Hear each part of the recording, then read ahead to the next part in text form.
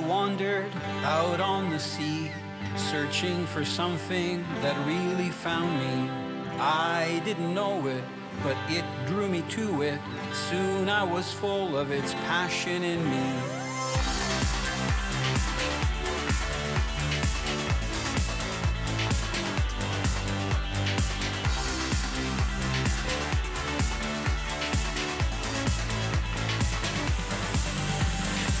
I'm Italo Labignan. 40 years I've fished the world and have learned it's not just about catching the fish, the size of the fish, or the numbers. It's about appreciating every sunrise and sunset, the smell of the sea, savoring the culture and the fish with friends. Here's the catch. It's the total experience. Presented by Bear Reels, versatile, precision, handcrafted hybrid center pins. Seabreeze boats, tame the oceans. Raymarine Electronics. Raymarine, simply superior.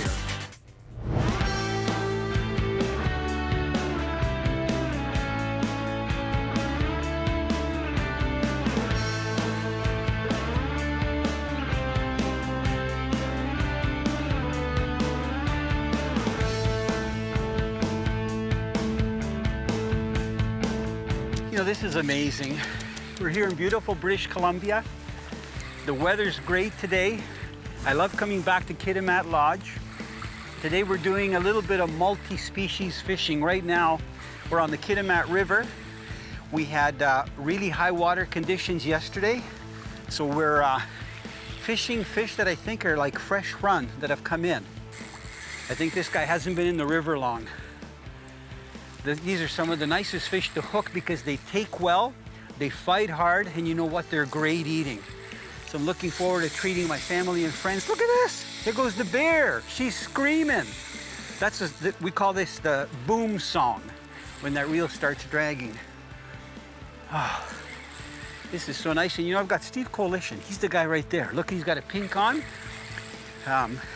Steve has been following me for a long time, and he was able to join us last year when we came out here to Kitimat. This year we have about 11 or 12 people with us. Man, that sound from that reel, it's screaming. Look at you, you're like a bear. He didn't have a chance. Good job. Yeah, that's a prime fish. Man, did he smack that spoon. Isn't that a beautiful coho? He's gorgeous. Man, look how thick they are and healthy. You'll see when we clean some of these fish how bright their flesh is. It's like a beautiful orange color.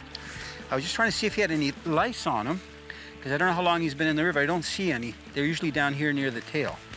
Isn't that a gorgeous fish? Right here in beautiful BC.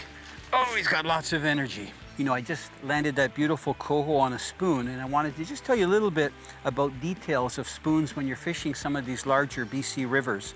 This particular spoon has what is called a lot of cupping. I don't know if you can see that.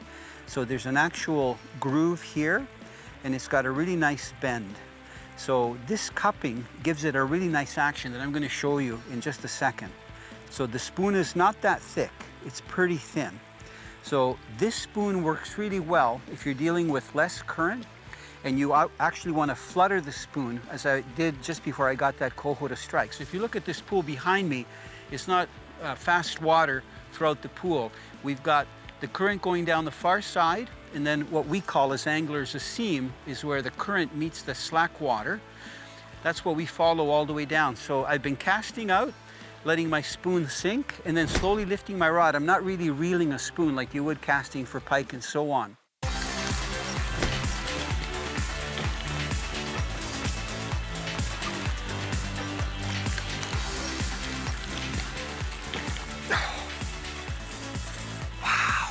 Look at this fish fight right on the surface. Oh, they've got so much energy. Man, when they come up and bust up like that, oh, got off. Whew.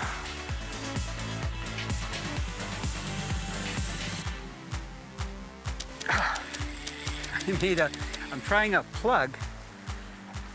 It's called a wiggle wart, because I'm trying to see if I can get some of these salmon to strike it aggressively, and I think I've got a pink on. A lot of times when you're casting for cohos, there's so many pinks in the river that it's easy to hook them. So I'm gonna get this guy in a little closer here. See if he's a pink. Yeah, it's a pink. Good size one. Big female. I don't know if he's gonna throw that plug. She's a nice shape, beautiful watermarks. I can hear the rattles on that plug. I'm gonna see if I can get it close to me. You can see how they just roll in the line. The cohos do that even more. Just gonna let it tire itself out a little bit before I try handling it. Such pretty fish. It's so nice to get a variety of fish. A lot of the anglers just want to get the cohos because they want to get their limits to take home because they're such good eating. Look at, there's a nice female pink. You can see those watermarks down the side, nice brown spots. I think they're beautiful fish. Gorgeous. This one hasn't spawned yet. Just going to release it.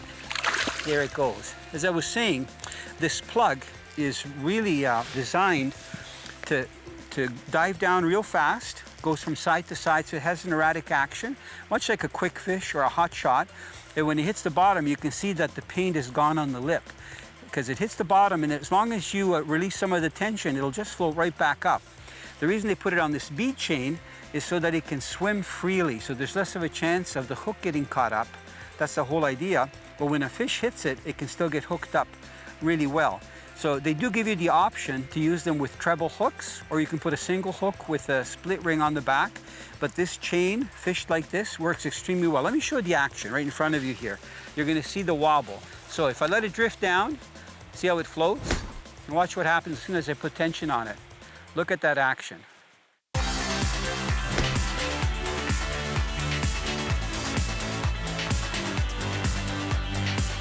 Whoa, nice jumps. Man, good fighter. Man, talk about excitement. Steve, we both have double headers on. Steve's got one on, I've got one on.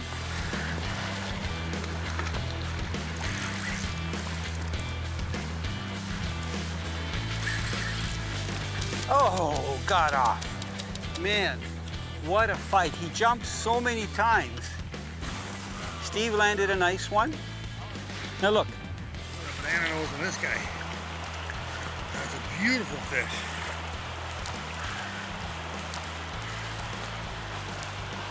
Big banana nose on this guy. I came 3,000 miles to kiss that fish on the nose right there.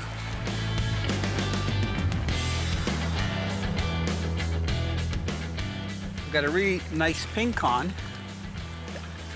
It's funny though, I didn't know what I had on because it wasn't coming up to the surface. It was just holding down, and I see why now. It looks like a big, just a big male. Great shape. See if I can bring him up so we can have a good look at him. Oh yeah, that's a nice pink. He was right out on the seam where usually the cohos are. Such a beautiful fish, just working that current. Now you notice I'm using a pretty long rod. These rods are actually designed to fish the West Coast. And I've got that Boom spinning reel 1.0 that casts well, has a good drag system. And I don't think this guy was spawning yet. He's in pretty good shape, and he smacked that spoon. The pinks will hit almost anything. Most people, if they want to catch them, they'll put something pink on. I guess pink goes with pink. Good fish. He's got tons of energy. Good size. I'm going to get him out of that current slowly. And I should be able to grab him right by the caudal peduncle if that hook stays in.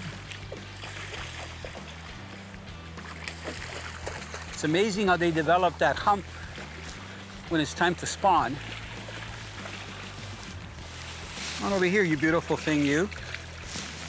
Just stay on a little bit longer. Yeah, that's a good sized fish. Look at it. It's gonna get down so you can appreciate the colors of this fish. Isn't that gorgeous? Beautiful pink. It's got that spoon just in the top of his snout. So I'm guessing he's about 5 pounds, maybe 6. Yeah, he's at least 5 pounds. He's got those beautiful watermark colors.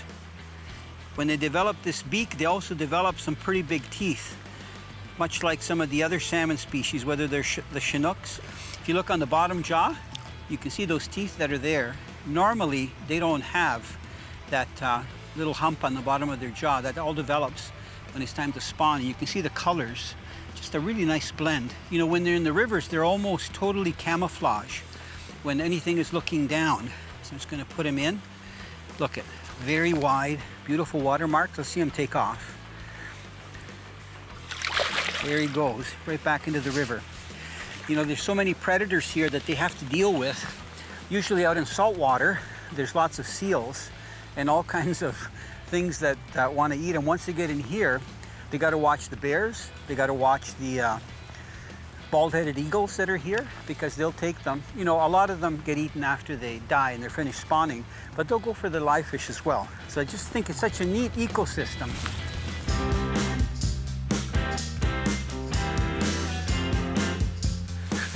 The boys are watching me.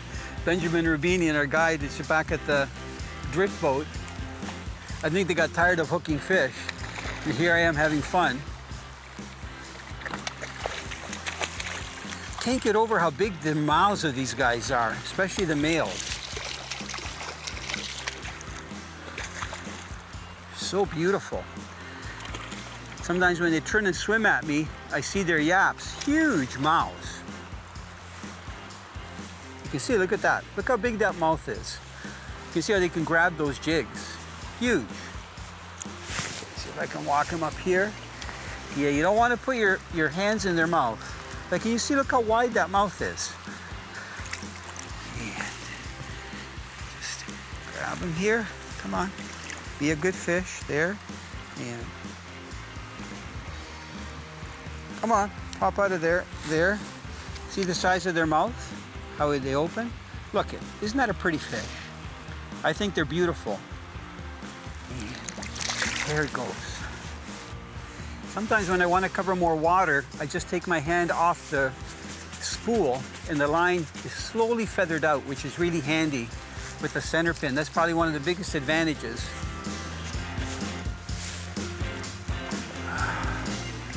It's nice that this rod also has a fighting butt that I've been putting under my arm below the reel.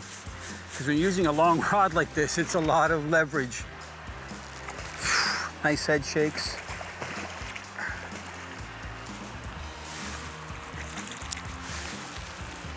Come on. Hey, they're good-sized pinks. There. I'm telling you, these fish are like in perfect condition. They're amazing. You know, while most people go for the silver cohos, I don't mind getting these when the conditions aren't right for the silver cohos. Closed captioning brought to you by Leguano, natural barefoot technology for every adventure. Fishing a pretty wide stretch of the Kitimat, because as you get down further downriver, you get into less rapids and the river is wider. So I haven't had a good look at this fish. Oh, it's heavy. Man, these are good size cohos. It's nice to get a mix of the pinks and the cohos. I'm hoping he's gonna stay on. I'm fighting my fish and I see fish jumping all around me. It's awesome. Oh, oh! Threw it. Heavy fish, eh?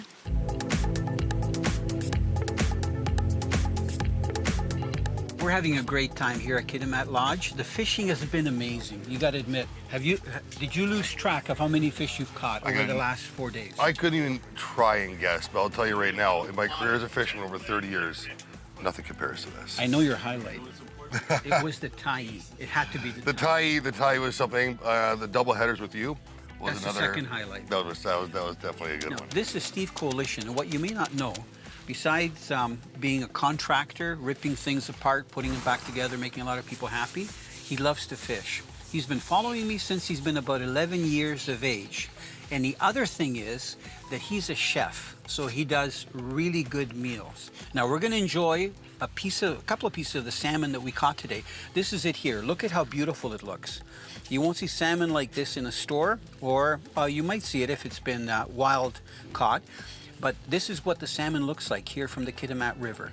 It's amazing and it tastes great. So what recipe are you gonna use? What are you gonna do? Okay, so this is my classic one. This is what I really love to do. It comes on cooking, entertaining for my guests. This really gets me excited. Good. So we're gonna do my maple syrup salmon today. So what you wanna do is you wanna get yourself a good, really dark maple syrup. The darker the maple syrup, the more flavor it's got. And it is, with maple syrup, salmon, coho, Atlantic, anything like that, it really just works hand in hand. It just enhances that flavor so much of that fish. And Montreal chicken, a little bit of good salt, and of course, you gotta have some Italian seasoning on there. You know what? I'm gonna let you go to it. I'm gonna stand on the side because I don't want to steal the show, and then I can't wait to try it. Take it away, Steve. All you gotta do, be hungry, get ready to eat. Oh, I'm hungry. I got this. So basically what's gonna happen now is you wanna keep them the right size, that way they don't flake apart, end up down in the bottom of the barbecue. Instead, they end up right here where they belong, right in the salmon locker. Now, what I like to do is just give it a nice little rub here. You don't wanna go crazy with this stuff, because you gotta make sure what this is gonna do is it's just gonna enhance the flavor of that fish just enough. But at the same time, you don't wanna overpower it. You don't wanna have it so that your season is not sticking, everything ends up on the grill. Just a little bit on each side. Turn these guys over, just a little more. Just the way I cut it open like that. It's almost like drizzling, like when you're drizzling olive oil. Rub it in there, get that maple syrup into that salmon, let it run right in there. Now I'm gonna get my seasoning. When it comes down to your seasoning, it's absolutely paramount that you start off with your bigger, larger spices first. What's gonna happen is when you're incorporating these spices on your fish, you go from the bigger pieces to the smaller pieces. Reason being is you're not coating it with something small with a spice, that way your bigger pieces don't stick. Nice, even coverage on there. Look at all that flavor. Oh, I live for this kind of stuff here after a hard day. Working out there, fishing away. You come back and you get to enjoy the goods, baby. A little bit of salt. We don't want to do too much sodium. It doesn't need a great deal, just a little bit cracked right over top of that. Now that syrup is actually gonna hold all those spices on there nice and beautiful for me. Once again, the bigger spices first, working our way down to the smaller ones after that. And when you try this, you're gonna thank me. Look at that. Oh, I almost want to pick it up and just eat it raw. Now, when it comes down to your grill, this is crucial. When you're cooking salmon, is your temperature of that grill. Now, you don't look at your temperature gauge, take your temperature gauge, throw it out the window. What I do here is I take my hand, 1.5 inches, about the thickness of a 2x4, over top of that grill. I'm gonna do what's called a 5 count. 1, 2, 3, 4, okay, 5. That's it right there. At 5, I have to pull my hand away from that grill. This tells me that's the perfect temperature for doing these salmon. Now, another thing you gotta always remember to do, get that off of there, oil that grill. You wanna keep this salmon intact, you don't want it being stuck to this barbecue. Here we go, let's get her done. Lots of oil on that grill, there we go. There we go. Now, right away, don't waste time. Take your fillets, 45-degree angle, right on top of there. Get them on that heat, get them on that oil. That's what I'm talking about. Close that lid up. Now we want to let that sit in there. All that smoke, all that charring, all that flavor of that barbecue. Let it roast up in there. 1.5 minutes maybe, that's all you need. Turn this over, it's a wild fish. There's not a great deal of fat, you don't want to dry it out. 1.5 minutes, turn it over, cook that fish medium well, and it's gonna be scrum-diddly. You see the color started to change. We see it started to char up on the bottom. Time to flip it. Nice, fast, quick, over. There we go. Keep that sucker together, look at that. Fast, quick, move fast. Get that down. See those char marks? Ooh, I give it another 1.5 minutes. We're into something sweet here. Texture, oh, look at that texture, perfect. Not too hard, not too soft. Be quick. Get it off that grill, get it on that plate. That's it. Now, one thing you gotta remember, when you're grilling something, especially like a salmon, when those molecules are getting hot, they get really, really, really stressed out. You wanna let that fish sit there, rest. 3 minutes. What's gonna happen is those molecules are gonna slow down. When they slow down, it's gonna change the flavor of that fish. Guaranteed, it's gonna taste a lot better. I recommend you give it a shot. Just a little bit of garnish, just a little bit of parsley around the outside, just to make it look nice. Now, let's serve this to the big man himself, see what he thinks about this. I took everything in, everything that you did. I can't wait to try it. Come on over here. All right, let's get this in here. And we've got some of our crew here. Man, that looks perfect. Look at Get this. a piece in here, try that out. You know, I'm a fan of the belly meat, eh? So notice I didn't pick the loin part, I took the belly because it's got a little bit of fat. I like that. High fat is where it's at. That is amazing. Now, it's funny, it's not too sweet. You put maple syrup on there. How come everything just kind of blends in together? It enhances that flavor ever so much. Now, if your guy likes doing smoking for your salmon, the maple syrup also picks up the smoke a lot better. It picks up a lot of that char flavor of that barbecue. And it just really, really, really enhances the flavor of this fish. And there's no better thing to use honey, maple syrup, any kind of barbecued salmon. It's finger licking good. Well, you know what? Let's see what the rest of the crew thinks. All right, let's go, guys. Get it in there. Come on, try it. Man, that is delicious. Try some Good of job. this. It looks really good. And this is just appetizer, guys. Come on, man. Isn't that good? I can taste the char. But it's not too sweet. No, it's You think perfect, with the yeah. maple Well, syrup really that it was good. going to be sweet. Steve is like an angel crying on your tongue. That's really good. Beautiful. Okay, Never now had come on. described it that That's way. overdoing it, okay? No, It's good no, fish, no, no, okay? no, An no, angel on your So tongue. good. It's just amazing. You've done perfectly, Steve. Okay, I'll try another piece of that. All You right. did great, Steve. See, it doesn't seem like this is going to be around too much longer because And what do you think?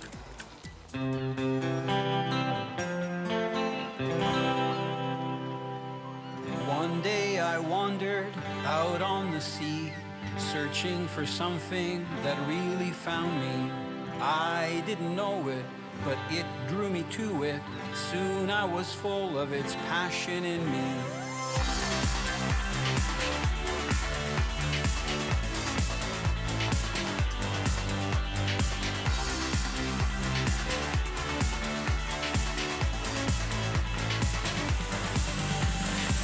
I'm Italo Labignan. 40 years I've fished the world and have learned it's not just about catching the fish, the size of the fish, or the numbers. It's about appreciating every sunrise and sunset, the smell of the sea, savoring the culture and the fish with friends. Here's the catch. It's the total experience. Presented by Bear Reels, versatile, precision, handcrafted hybrid center pins. Seabreeze Boats, tame the oceans. Raymarine Electronics. Raymarine, simply superior.